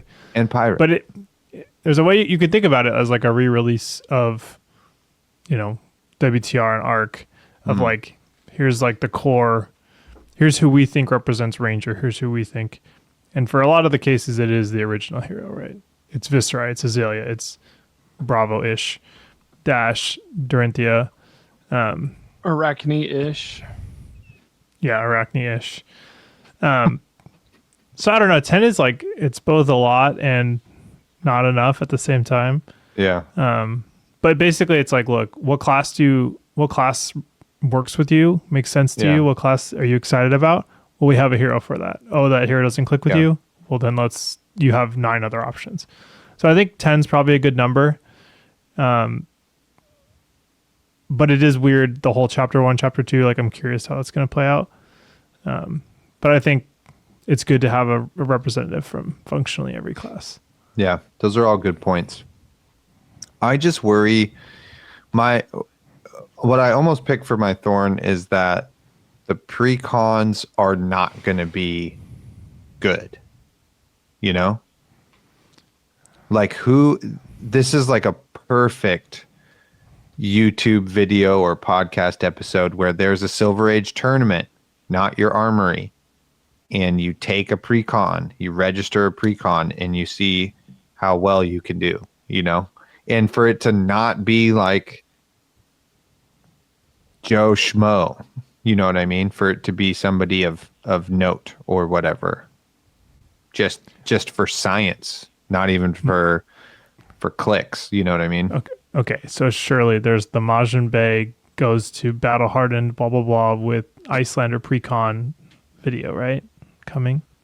I don't know. I mean, who's Majin Bay? Hashtag not my top 2 from Sonoma guy. I like the other one. Thank you. Stephen Cookus is freaking ready to go with this. I'm sure he has it already edited. Aggro Blaze 96. Yeah, maybe that guy, those 2 dudes for sure are making this content already. Like they're going to make this video. Like took it to a calling, etc. So okay, I'm gonna anyway, a similar point, a related point to what you're saying. This is a hope that doesn't happen. I'm hoping this does not happen. I really don't want them to not ban a card because it's in a precon. We've literally seen them do this. Yeah. They like unrestricted Dirge, I think, kind of semi-partially because there's 3 in the Viscera deck. They kept blue Tipple instead of red Tipple kind of partially because the blue one's in the Gravy Armory deck. I hope that I don't know, there's no good way around it, but I just hope that the cards that are in these decks don't need to get banned because we've seen that they'll bend over backwards to not ban one of them, to the detriment of the format a little bit. Which I think is interesting because did they talk about there's going to be a whole new living legend thing for this format, or is this eternal, or is this no? Yes, so. yes. If you do win, who cares? We're not putting in 50 points for you moving forward. Yeah, I hope not. You know what I mean? I don't know what you mean, because Flesh and Blood has been so synonymous with Living Legend that a format without giving points to people, Living Legend, has been one that I haven't really connected with at all, because I find it so thrilling that I could give points to my favorite hero. That is why I'm doing this for 4 years over some other card games, because I like that shit. I like it too. I don't like the not getting it though. You know what I mean? Like the achievement unlocked button pops up whenever you're like, oh. Yeah, I mean, you I almost hate got Living Legend points at Battleheart, and you were like, that would have been really sick. Oh my God, yeah. It would have been great. But what I really would like more is for the amount of wins and experience I have earned on the hero, not the number of first places. You know what I mean? Because I'm sure there are people, including myself, who have a number of wins on a certain hero that would put them in some sort of leaderboard, right? You know, just based on that hero, not based on how many tournaments I've actually won. You know what I mean? And that is a deeper, I think, critique of mine in the game, is that, you know, the celebration of just the winners, not the, you know, the hundreds, a bunch of other people who did well in the tournament, etc. Taylor, I'm gonna fight back. I'm gonna fight back a little bit here. Sure, that's fine. I think it's because we know Arachne Huntsman. I think it's way cooler that we know Tao Tao, Lukey Wookie. Win, win, win. None of those are, oh, Tao Tao got 7th place at that one, and he got points there. And I know my other hero, Rhinar, is, oh, I'm literally going to forget his name because it's like, I remember exactly his name. Chandler Toe won 100 points in San Jose Calling. And those are the people, and I know those things. I don't have to remember, well, 12 of Rhinar's points came from Eugene getting 6th place at that one. 8 of Rhinar's points came I'm not talking about Living Legend points. I'm just talking about experience points, which they already track. What are experience points? Those are things that don't matter. Your XP. Wow, that hasn't mattered in 2 years. Yeah, maybe longer. Let me go look at my experience points. Let's all say ours out loud for the people at home. I have 2,885 experience points. You're also not wrong, Blake, with the point you're making. Great. I'm actually really, really curious what my points are. Oh, I know mine are so low because we didn't have armories for 100 years. Yeah, nice. Same. San Diego. I literally would drive like to Riverside to play a draft on a Friday. I have 2605. Sheesh, that's closer to me than it should be, but like I don't go do a bunch of rated events. I think is where I've fallen behind, even though I'm number 141 in American history. Lifetime XP. Yeah, mine is comically low. 1184. Sheesh. Wow, yeah. Yeah. That's what happens when you didn't have armories for so long. And no access to events that gave you a XP modifier. Zane, what should we be using XP for? Because I think that's the next layer of like... I got 72 in my 90-day, though. What? I mean, I think that we've kind of proven that XP is not it. It's not it. Do you guys have a theory on what? Name the top 3 decks right away in the Silver Age meta, in your opinion. Saying you go Ira. first. Whoa. So I think it'll be Ira, KO, Victor. Which KO? The one, you know which one. How many arms does KO have? 1. Okay, then And he's not talented. Okay. I don't know. And the Wizards are like, it's very hard to know what the Wizards will be like without their favorite toys, but like Kano could be very good. I actually don't know. Yeah. But I think that those 3 jump out to me as like just kind of the commoner fiends. Like those decks were just good in commoner, and I mean Azalea too. I guess I should mention Azalea. Okay, now you got in top 4. You're just going crazy. I'll eliminate KO and put Azalea. So it'll be Ooh, okay. Victor, Azalea, Ira.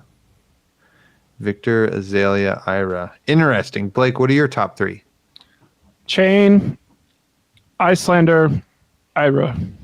Oh, nice. Yeah, my only difference is I would put a Guardian, and I would put a Chain for sure. I think though that then the next layer is if those decks are popular or good, then that means New's good. Right? Just because you get it's a little trickier with Chain to play their blues, but you don't have a lot of options for what you can put in that blue base, baby. All of like the chain stuff is banned. Like a lot of it is. Like Stubby's banned, Snapdragon's banned, Rosetta Thorn's banned, Plunder Run is banned, Belittle is banned. Like a lot of what would make Dirge is banned, Iron So Weave is banned. stupid. Yeah, but there's That's still a lot. Yeah, I guess, and Seeds is banned. Seeds is banned, yep. What about Skull Form of Scourge or whatever? Shrill of Skullform is not banned. Is not banned. Mauve Skies is not banned. Mauve Shrill, Viscera, welcome back. The king is Welcome home. back. It's crazy you get to play Reaping Blade. Also cool you get to play Galaxy Black again. I might bust out the Marvel. Don't say Cool. again, Taylor. It's not again. It's the first time. Again since limited. You can play Nebula Blade. Nebula Blade Florian is the first thing I'm working on. Really? That's awesome. Yeah. So when you say that sentence, Nebula, Florian, and Blade is the first one I'm working on. Does that mean you are scouring February? Are you scouring your actual deck? Are you like, Oh. what's going on here? Are you like putting in weapon buffs to hit your opponent so you can like? Yes. So you get to play the one cost. You basically get to play like the perfect Florian limited deck, plus some additional power, right? Like you get to play Strong Yield, the aura that gives you +3 next turn. You get to play Harvest Season, the one that gains you 3 life next turn. Life gain very hard to come by. Yeah. You get to play Come to Fight, which again not that exciting, but it's a 3-block non-attack action. You get, what's the other one? You get a lot of stuff. You get to play You Arcane get to play Seeds. You get to play Arcane Seeds Incantation. live, which is huge. Yeah. Incantation, one cost Runeblood incantation. Incantation. Yes. Yeah. You get to just play like mid-range value. You get to play So Tomorrow +1 Decompose. D-React and turn your hero power on with just that. There's no D-React. Carapace is gone? Yeah, of course. Ah, Blake's toast. Interesting. That's You get Bramble Spark. You yeah. get Evergreen. You get Fertile Yeah. Ground. Okay, my brain's coming back online. So you actually get life gain. You get to like threaten huge with your weapon all game long. And then you get to like, it comes in for 7 a lot of the time. It gives you 2 rune chains. It's pretty good. And you like Pretty that good. over Azalea, but no codex. Azalea without cross wrap is not Azalea. I don't, it is not. Azalea and cross wrap are one and the same. Lexia, New Horizon, one and the same. When you strip it away, it's just not the same experience. Have you seen these other Ranger hoods though? Honing hood. Banned. Also banned. Okay, fun Ranger fact, fun Zane lore fact. First U.S. Nationals, I played Death Dealer Lexi with Honing Hood, which was actually like, it wasn't like, oh, I didn't have the legendary. It's like, no, Honing Hood was actually insane in that deck because like your Chilling Ice Veins were so important and your Polar Blasts were so important. And sometimes you drew them in the wrong order. So you would arsenal the arrow when you really wanted the Polar Blast, drop your 4 cards, you get your Polar Blast, swap them out, and now you start your turn how you want with your arrow in hand. So I am very familiar with Honing Hood. That card's crazy. What about Patch the Hole? That card's so bad. I'm actually pretty excited to try to put Azalea together. I think it could be pretty sick. I think, you know, like, Dude, Wayfinder's Crest? I forgot about this. Busted. yeah, it's fun to relook at all of the cards. I actually got really excited for Dromai also and kind of put together a list. I was like, oh, I could freaking dragon people. That would be cool, right? Gotta take the dragons out of the binder. Yeah, which I have them randomly, you know? Thinking about putting Phi together just because Emberblade is such a good weapon, you know? It is. But yeah, I'm like, I also want to see if I can take everybody's cards out of their deck with new, you know? I mean, some people have asked me in the Discord, like, is Huntsman good? And it's like, no, probably not, you know, because So it took me 3.5 years to break the CC version. Go ahead and call me back in 3.5 years for the Silver I also Age. get Majestics, you know? So that's pretty big. You know? The best cards, the best contracts are Majestics. Because Zane, quick question for you. This is how my brain worked on Silver Age. I didn't do Commoner, but I know, okay, the Ira girls killed all the Commoner things. I know some people in my area killed everybody with Chain, and then John Zapata won with Icelander. Like I know Dennis and I know John Zapata, the 2 people that have won Commoner. Yes. So my thought process was Icelander, I got 8 blitz points on, and I got Rhinar blitz points on. Those are the 2 easiest for me to pare down what made them good into common and rares. And I truly think like Rhinar is going to be barraging beatdown scam. And like, can I intimidate 4 times? Like, I'm going to block a whole bunch. Oh, wait, there's not really good block cards. That kind of sucks. Okay. No, there are. They're just different. You get to play your 4 blocks. Like, you get to play some of the block cards still. From RKO.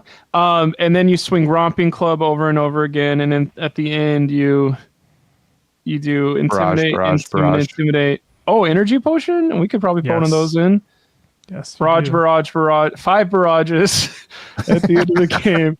And does that sound fun? And I was like, okay, that's one strategy. And then the other one is Savage Feast and use my shoes, beaten trackers to go wide.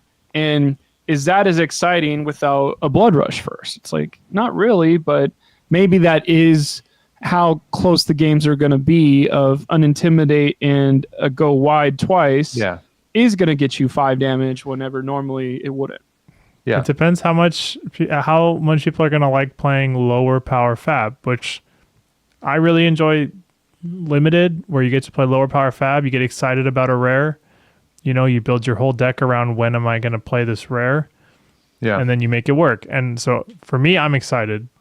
Some people don't like that. They don't want to have to scratch and claw with the bad cards. But I mean, I like playing around the Majestic, but I get what you're saying. Yes.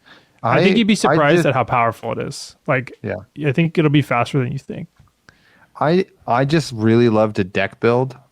And so this scratches an itch for me. Another one I forgot to add in is like Betsy still basically gets all the same stuff. You know what I mean? This That's might be not Betsy's true. time. That's not true. You get the hat. That's the end of the list. I mean, you get your you get your pumps, but you, like her best cards are her majestic attacks. Yeah, totally. But those aren't like the best like identity in her deck. You know what I mean? It's the betting. But there's okay. But those are the Okay. cards that You know what I allow it. But the bet big and drink them under the table are the ones that let you do it efficiently. Yeah, but they also like come at a cost because if you bet on those and don't hit, then the effect happens to you, and that's bad, Zane. So you Your have hand's to be empty. really Your hand's sure. empty anyways. It's fine. It's fine. But what if you want to pummel it? You got Oh, pummel it. apparently Pummel's busted in this format. Have you guys heard of that yet? It's got to be because you got to kill people. Well, that's why I said Victor, because he still gets Testa strength, and he gets a lot of armor because like he can play Civic Steps. He can play So does Betsy. yeah, but he gets the helmet that draws a card, and then he clashes better than Betsy, and he gets to play the clash shield. Well, she's going to win the clashes because she's not going to have any misses. Except for Wage Gold. He's rigged it. I don't know, dude. I'm going to do it now because I feel tested. And I have Marvel. I got Marvel Young Betsy sitting right here looking at me. Freaking dope as hell. Taylor said, no matter what, I'm going to play the worst deck in the format and make you guys. That's not true. Squeal. I'm not playing Riptide, so Is Riptide bad in this? I don't know. I just wanted to get at the Riptide sickos.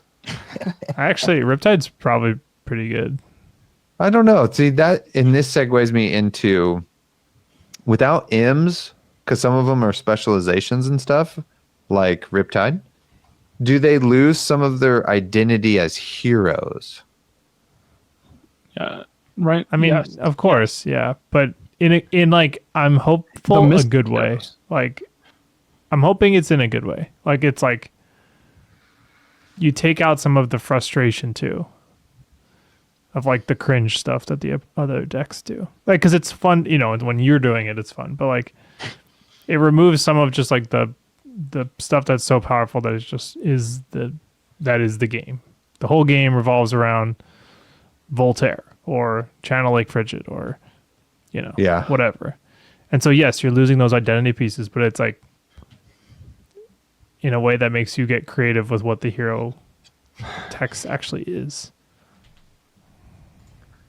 All right, we get Wage Might here. That's about it. I'm playing Benji, baby. We get the big bops. Ah, Benji, God. so cringe. We get Wage Gold.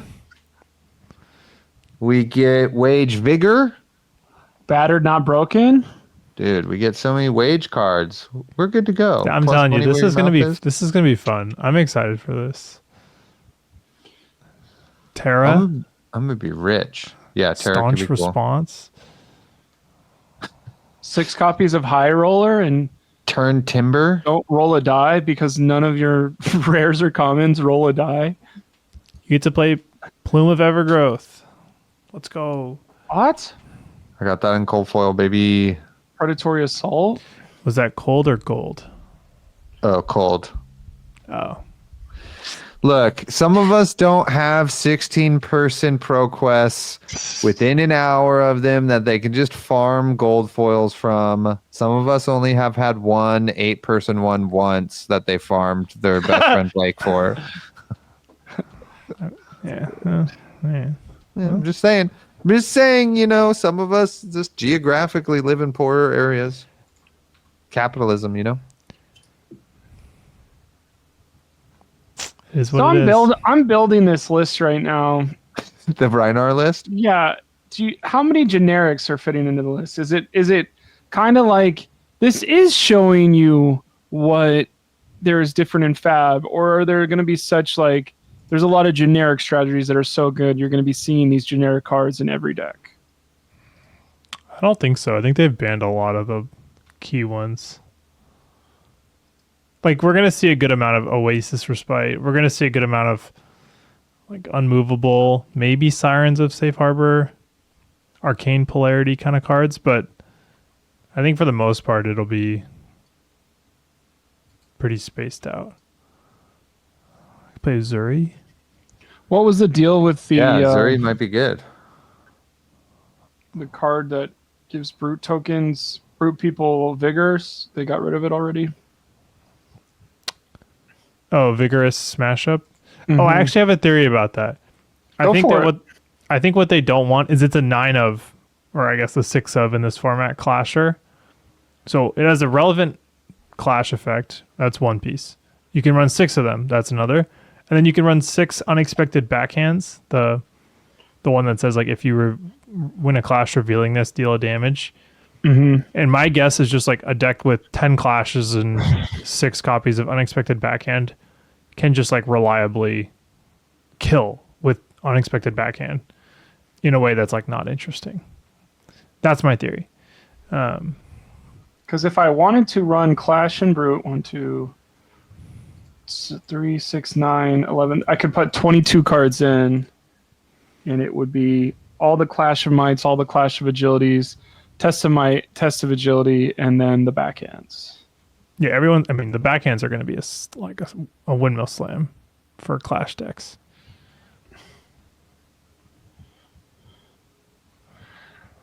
Is this fun? Yes, Is this fun? Absolutely. Is this fun? absolutely. Young Marvel heroes are so back. Is this fun? Okay, yeah, you can sell those for a little more. Okay. I'm gonna mourn that Lexi is not cool, and that's fine. She's not cool in this format. Yeah, I was hoping for another year of Lexi stuff. There's no Voltaire. The other thing that I think everyone is like, is this going to be cool, or are these going to be $15 each and go look for your bulk now? Is the Blade Beckoner equipment suite of there's not much better you can do than a Blade Beckoner boots, a Blade Beckoner gauntlet, a Blade Beckoner helm, and a Blade Beckoner plating. For now, but yes. Because you guys know what that says for all the people listening over the phone. This gets +1 while defending a weapon attack, and it has guard well. So you can block for 1 on an attack action, and then get another block later on a weapon. I think there's going to be some strategies that revolve around that. Like, I think Warrior is going to be pretty hard. If Warrior ever gets prevalent, we have a bunch of stuff to deal with that right there, that I don't have to use my hand, cards for my hand. But what I think is maybe going to be important is what equipment you bring, because your deck is like lower powered, and if it enables a pop-off turn, that is maybe like a big deal. You know what I mean? Which Wizards have already been doing for all of time, but now you can kind of have those moments now with this, where you're like, oh, if I have these, and these in this matchup, I can pop off, So Wait. I don't know. I think the equipment is one of the more interesting parts. Wait. Do you play Bone Vizier in this format? You still don't. It's so trash. It doesn't even get into Silver Age. Bone Vizier is Bone Vizier an M? No, it's a common. I mean, it's one of those fake ones that's actually never been printed. Like, it's not in a set. It's only in the whatever they determined it was in the Dory Rhinar deck. Yeah. Gotcha. Is this a Romping Club deck or a Claw deck? Romping Club. Probably Romping Club. Oh, fucking Christ. I got a Monstrous Veil on. Let's go. Oh, fucking Christ. I think it's worth, like, I'm excited to be wrong. I guess what I'm trying to say is I can't imagine watching Yuki Lee Bender and Michael Fang on a stream playing a Sage deck and me watching the whole time. I think I would pop in and go, oh, that's interesting. Yuki's on this hero, Michael Fang's on that one. But there's no... It's exactly like Limited or Draft to me, of like, there's no moment I'm looking for where it's a crazy turn. It's attrition and good managed resources, which just isn't sexy to watch. It is there's gonna be some attrition approaches for sure. Now I don't think every deck is gonna do that, but For all you sickos who are building freaking Oldham right now and putting in Turn Timber and Biting Gale, die in a fire. Thank God Fiddler's Green is banned. What else? Oh, let me. If you put 6 Sirens of Safe Harbor, they're banned, right? no, it's legal. If you put 6 Sirens of Safe Harbors, you can get 26 life. Fertile Ground. Fertile Ground can go in Oldham. Quit. Or does he have any way to decompose? Oh, he has all the earth attacks, I guess. Cadaverous Tilling.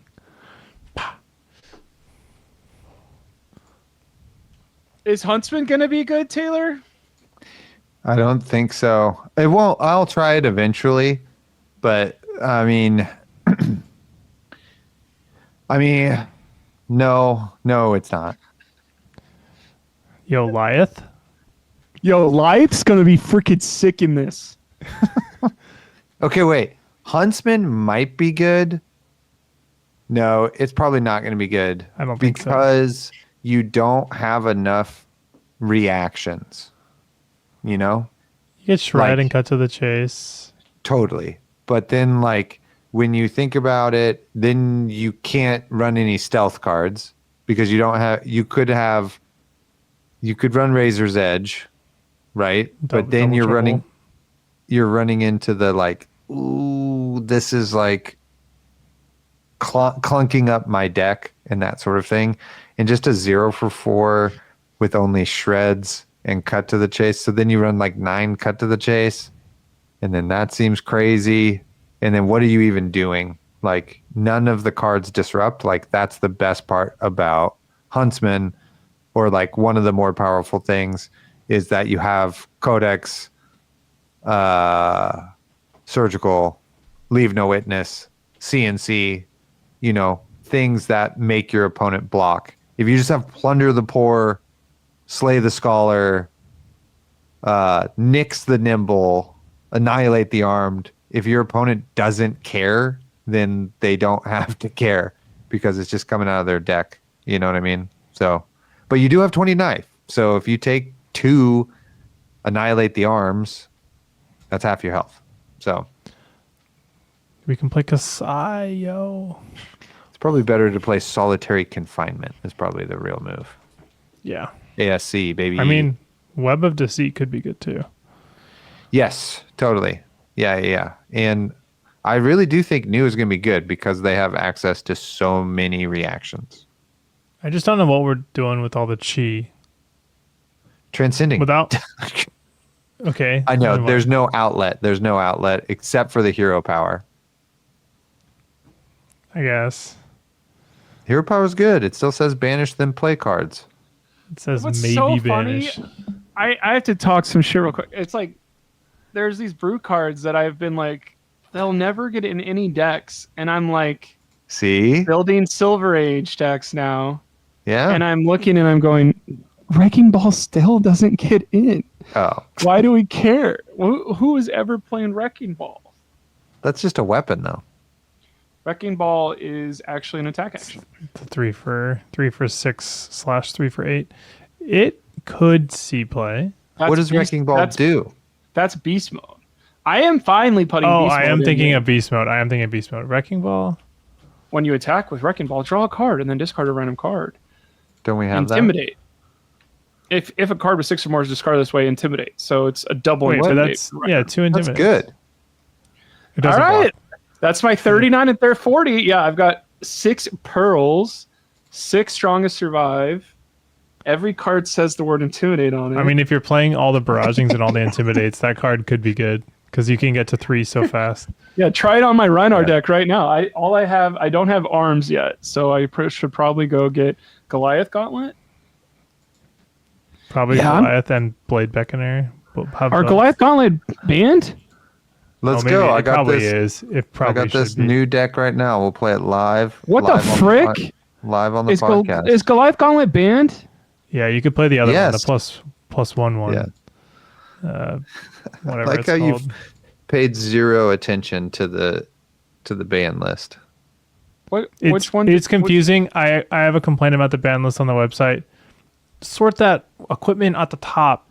Why is equipment like just interspersed? True. Yeah. I literally was just about to say that. So I got to do Bracers of Belief or Hard Knuckle.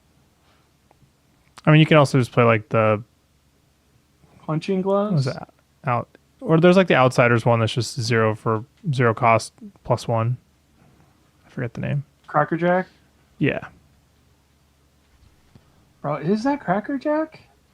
There you go. I think so. I think it There's is the Crackerjack. there's the invite for you, Blake. Dude, you don't want this smoke, bro. You're so fucking toast, dude. Where's the Is invite? this going to be the first game played live on the podcast? Yeah. I think so. I'm Private. thinking we're going to play a game. This is probably not good, but I mean, who knows? It's in the I private. mean, someone's chat. got to share their screen. Come on now. Okay, I'm clicking this button. Join game. Ew, new? Ew. Gross. Oh yeah. I guess I'll go first, just so you don't kill me and intimidate me. Oh, you won the die roll? Great. AGE barraging B. Okay, it's Silver Age barraging V, not. I guess no sideboarding necessary. Oh, I only have 40 cards. Oh, I can see your cards. I shouldn't look over here. Your head, in your head, so happy. Bro, I can't block that.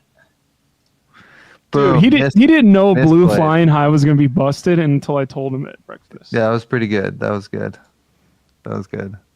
Look at you with your freaking gross ass toes out, where I am Look at him closer. very beautiful and have my red heels. Oh, you blocked with your gross toes? Ew. Zane, what's going through your head right now? I'm blown away. What content we have. We're in the going on. Silver Age. I am excited. I think like there's a lot of. I mean, who knows? It maybe it'll reduce down to 5 decks, but for now, it's the Wild West. Yeah. He's trying to. Boom. Transcending turn 0. You know what I don't miss? This shit. Oh. Damn it. Not a blue. Tell me That's what fine. it is. Taylor No. wanted to hit a blue so bad. I did. And be so validated. Hey, Arlo. Wait, you can still banish that? Oh no, your hero. You banished. blocked a stealth card. You blocked his stealth card, dude. Do you forget what this hero does? Discard a mighty windup right away? Damn it. Do you You're just not fatigued. have any You're blues? fatigued. You're fatigued in theory already. Who? Yes.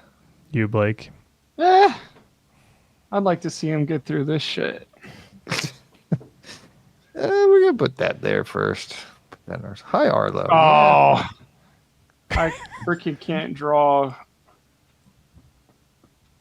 Let's go. Monstrous Veil's pretty sick, too, that you get to play that. Isn't that cold foil? Don't we have that in cold foil somewhere? Yeah, it's LGS promo somewhere. Who fucking My draws goodness. all res to start off? Dude, that was an issue when I looked at the top card of your deck. Not a blue. Savage Feast, huh? A classic choice. Yeah, I'm thinking I'm getting another action point. Draw another red. Hee hee hee. Tee hee hee. We're gonna block here. And then we're gonna give you one of these. No way, that's not fair. Let's go. How That's do you right. have D-reacts in this format? I was told Because there's inertia trap is a thing I can have. So good luck trying to arsenal a card here after you club me. I had to break bark bone. Oh, that's so funny. Oh, that card was intimidated. Brutal. All right. I'm getting 4 damage in. I'm That's getting all my rocks off. That's all right. First will be the. I don't know if I did that right. Yeah, I've got I've got some cards in here other than red and yellow now. All right. God, it sucks that Mistblade doesn't have fucking Pierce. It's so annoying. Ooh, Infect. That's What's pretty up? good. What's up? Yeah. I'll block. Get ready. No! Why? Hiss over the top. Hiss over the top. Get hissed on. Get hissed on. Now you got a blood rot. Dude, I should have freaking. Let me redo that turn. Nope. Nope. Zane, how are my new lines here? I think I would have held the hiss there, but you know. Ooh. Intimidated. That's all right. That's fine. We wanted it anyway. Yeah, we need that card. Block 3. Yeah, I think so. Take 3. Get wrecked, Blake. Get wrecked. Is he going to pummel me? Yep. No shot. Whew. Sheesh. Swing your freaking club. I got this hat. Got this freaking hat. That's what you think. Let's see here. Swing that dagger. Hello. Okay, we'll swing it. We'll swing it. What are you going to do? What are you going to do? No blocks? Are you freaking crazy? Oh shit! I forgot to do my calming breeze. Let me go back. Yeah. Here we go. Oh fuck, dude. Bam. Ooh, yeah. What? Let's go. Do you not know what this card does? Stuck it. Bam. Take 7 damage. Lose a card. Yeah, we're going to close the combat chain. We're going to move on to our next turn. Yeah, Codex there would have been sick.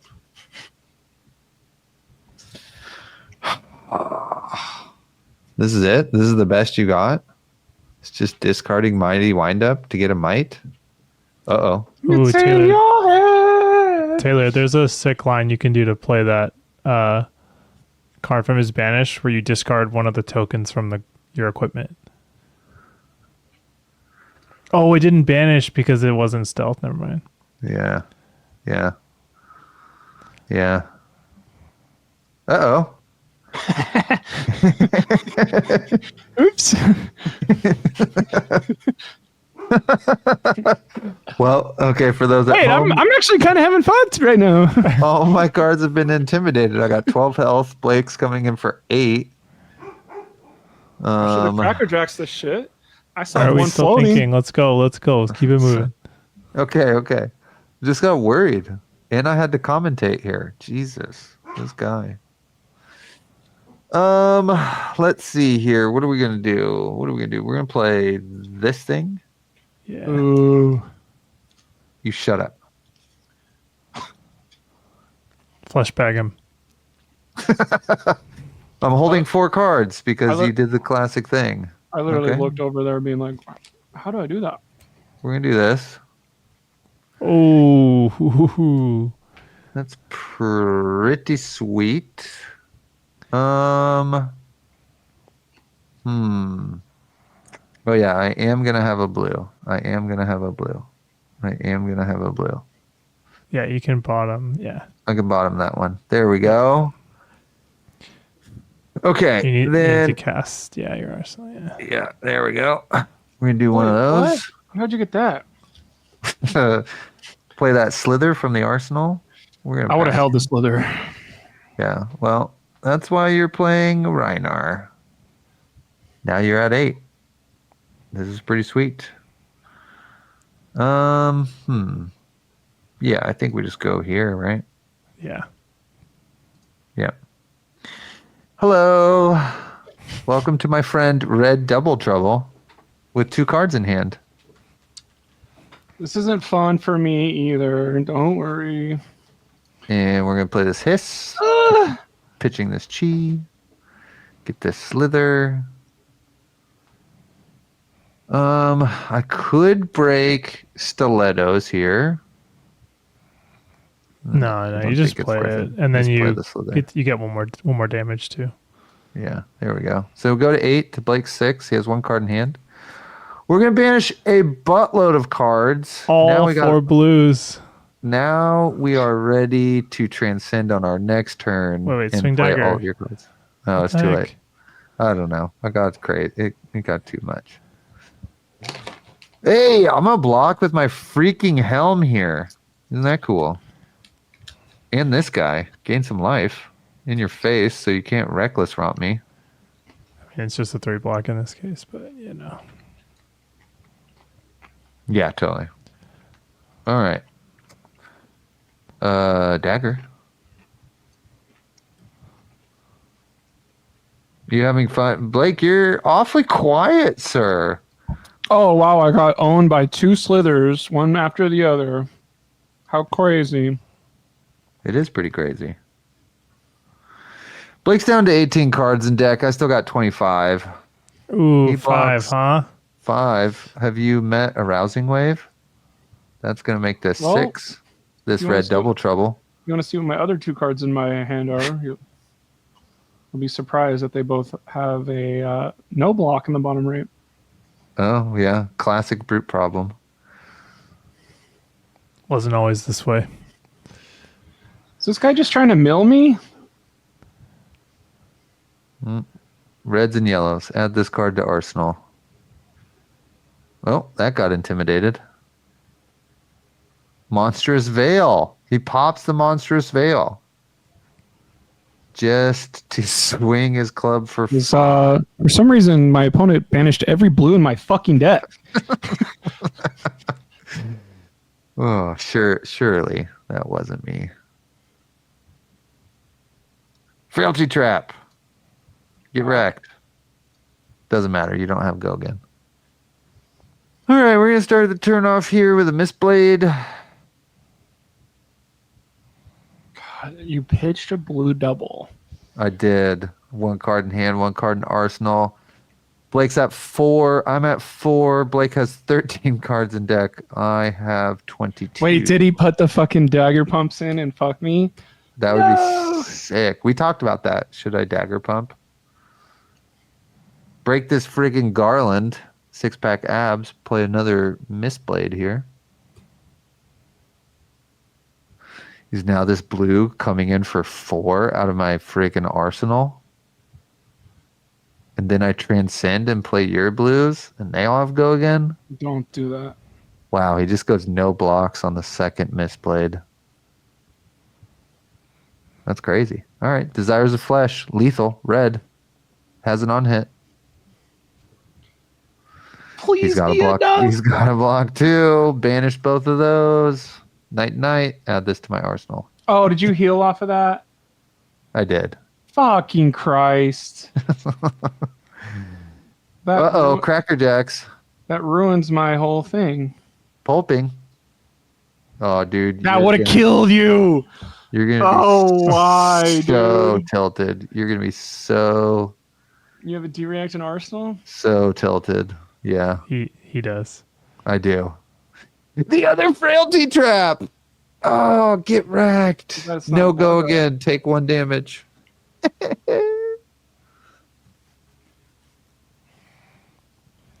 So, what would be cool is if my friend Taylor knew that I wasn't the biggest fan of Silver Age and through just so I would be excited to play. But some people kind of have to win everything, even in and crush me even of banish, mess with my pitch stack, undertoast to let. It's just a spin cycle, boys and girls at home.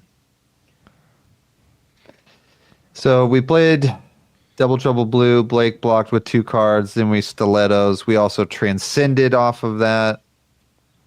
And The fact that you're going to again. intimidate my last 2 cards and then play Strongest Survive. Yeah, it's going to be pretty so sick. Huh? Fucking annoying. It's going to be pretty Kill sick. yourself.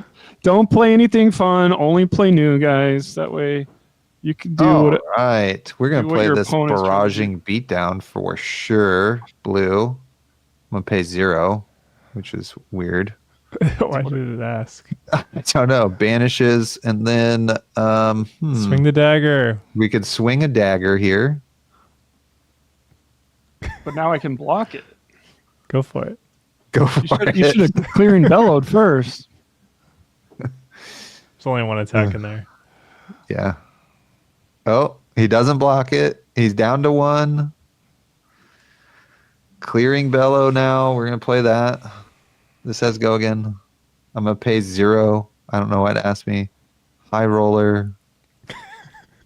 Intimidate So that if Blake card. didn't too. draw all reds, I think you would have maybe died, though. Yeah. And then I'm going to play Strongest Survive for 8. Intimidated 5 times this turn. Let's go! Victory! Victory! It's giving me the stats. I can export this page or export it as a spreadsheet. That's awesome. What a great Print new it out feature. and throw it on your fridge. Dear Colin, the editor, please end before gameplay starts. Oh, we watched it this whole time? Oh, that's awesome. I didn't know we were streaming. Well, if you aren't watching the podcast at home, then you really need to be. You can listen to the whole thing and then you can go watch that expert gameplay, you know? There you go. That's Silver Age. It was fun as hell. I believe both me, Blake, and Zane laughed the whole time. That's because we're such good friends. Now that we've sat by each other for over 8 hours, one Sunday. Yep. And there you go. Blake, you didn't think I was going to come to your birthday dinner, but then I did. It was crazy. Then I was like, did they get here? And then you guys were inside. I was like, oh, there they are. Yeah, it was just a weird. I took That was the an extra path that 2 had, hours. Yeah.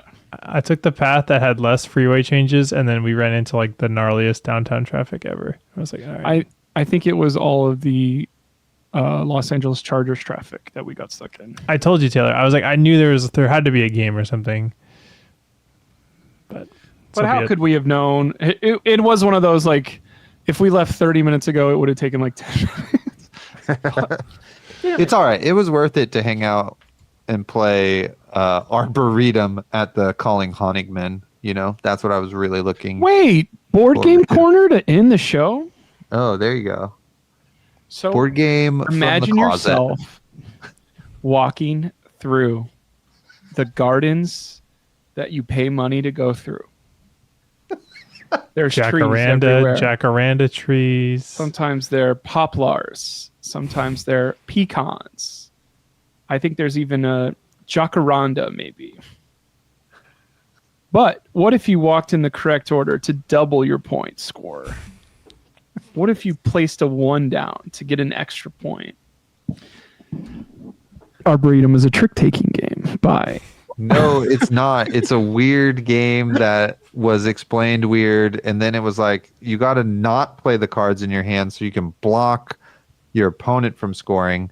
Where Hey. I just wanted to make a beautiful tree garden. Hey, Blake, made how many sense. points did Colin and Taylor score playing Arboretum? I don't seem to remember. 0. Taylor scored 0 points. So I think Taylor got 0. I think Colin got like 5. I think technically though, when you were to look at the artistry of our groves of trees, I would win. Mine, no. No. Surely not. I mean, clearly not. I had the It was- jacarandas and the cherry blossoms. My Arboretum was popping off. No, it was not as good as the vast maple grove I had made with the No. elder cherry blossom tree as its centerpiece. Oh man, what? And the NBA is back. What a week! Oh, dude, it was great. The Warriors beat the freaking Lakers opening night. Loved it. Loved it. Yeah. Basketball is just not really doing it for me right now. I know. It's not as good as the WNBA because none of the NBA players are like dating each other or like, oh, I got to go play my ex right now, you know? That makes it like way less entertaining. So, Speaking of playing your ex, if you go look at your Notre Mojo Silver Age deck, how much dollars is it? how much is it, Blake? $10. With shipping? I guess not. Let me go click. I mean, This these are new deck, saying I- 10, and I swear they're not. Like, I swear they're less. If I go click this, oh, they can't find Clearing Bellows. Not cool. Well, you can go, I think you can import it, right? Just to TCG player. The new deck I'm apparently clicking is the button. $7, estimated $10 with shipping. I don't know. Estimated shipping $53. That sounds One, like one out of Skill 21 issue. packs. Yeah, don't do it like this, boys and girls. Just show me who has it. all right. If we click the buy this deck on TCG player, Which don't use this function. Like in general. Those Welcome to Wraith cards being 1 cent is crazy because in my mind I'm like, the most expensive card is Pulping Red, $1. If you posted in your local Discord that you needed 10 pulping, you would have them in 10 minutes. yeah, it's a good point there, sir. Anyway, anything else we need to do here at the end of the episode? Like and subscribe, leave a comment below, join the Patreon. Enrique, he's here. He's everybody's new best friend. Enrique, if you don't give us $30 right now, you're toast. It's $4 a month. Oh my God. Did we Four, Blake. look at all the new like features of Talishar? This is interesting. Shout out to Talishar. Okay, one final thing. We need somebody to do the announcements besides Brian Gottlieb.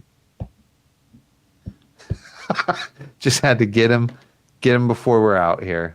It's just I need somebody to be excited about it. That's as inquisitive as us, instead of speaking at it from the Wizard of Oz aspect of I am the all powerful person who is lording this information over you, and I'm actually not telling you what it is until November 17th. And it's like, why are we even talking about it on October 19th? Because you told me to get excited for this reveal. Everything would be known, and all you're doing is pulling the rug right now. And you're not even laughing while you do it. You're not even like doing it in a fun way. There's no cool graphics. And now let me turn it over to my dev team who aren't ready to go or know what's possible or are organized. And you're like, what are we doing watching this? And you had 4 people sitting on a couch excited to watch this thing, and within 5 minutes we were all kind of rolling our eyes and ready to go leave the couch to go play Flesh and Blood. It's kind of interesting to me. Instead, we played Arboretum. Instead, we played Arboretum. Shout out Jason Lai. The denim jacket looked great. Yep, that was dope. Good fit. That's our Aurora? show. Aurora's in this? Thank you for being here. Thanks for playing, Blake. Sorry I beat you on stream. Hands in the middle. Good luck in your ProQuest, everyone. Yep. Podcast on 3. Podcast. Podcast. Thank you for playing Rosetta Thorn with me. Also, play that at home with your parents. Okay, love you. Bye.